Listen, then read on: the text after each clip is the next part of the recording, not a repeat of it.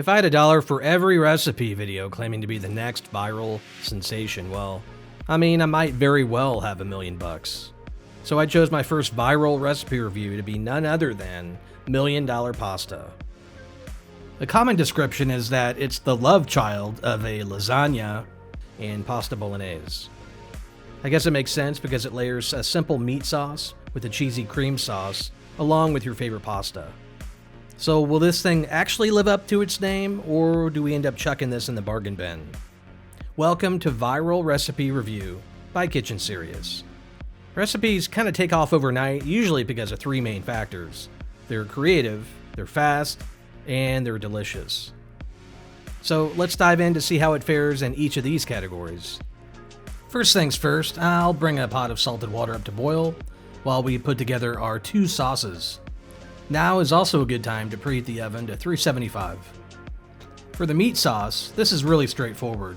I'm going to brown about a pound of ground beef while draining off most of the fat. I do like to save a couple tablespoons for sauteing half an onion here. Once this starts to kind of get translucent, we're going to add the garlic and cook another minute or so, and then reintroduce our ground beef.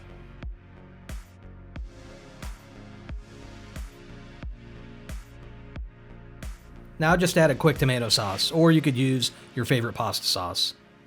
I'm going to turn the heat down to medium-low and let this hang out until we're ready for it. The water is ready and in goes our pasta. Make sure to pay attention to the pasta cooking instructions. Whatever it says you'll need for al dente, subtract about 3 minutes because remember this will go into the oven, so we don't want to overcook this. Now for the cream sauce. I've got 1 cup of heavy cream. I'm going to reduce a bit before adding 4 ounces of cream cheese. That's half a block if you're buying in those blocks.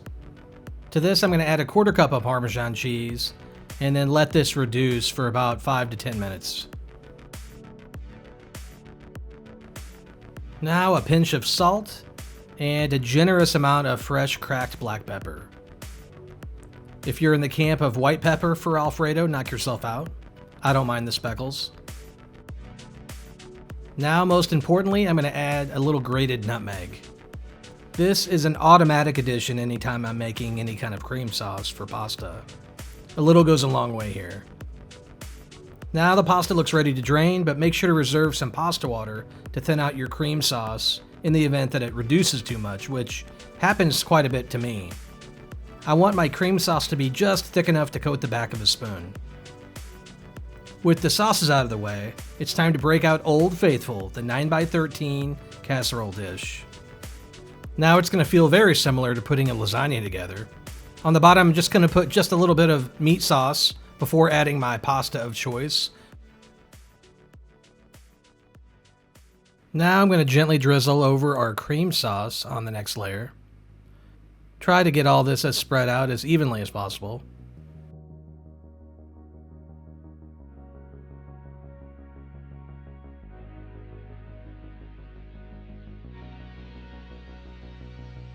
And on top of this, I'm going to add some fresh Italian flat leaf parsley, followed by the rest of the meat sauce.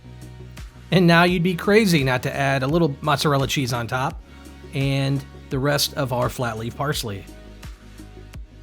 Now with our oven preheated at 375, we're going to put that in just long enough to melt the cheese, between anywhere from 10 to 15 minutes.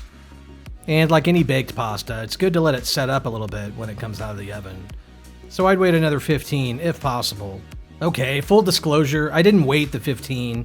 I just wanted to pull the damn thing out and start eating it. If you were eating this blindfolded, you'd probably swear it was lasagna. Because for all intents and purposes, it is. So it does lack the creative points that I would award it here.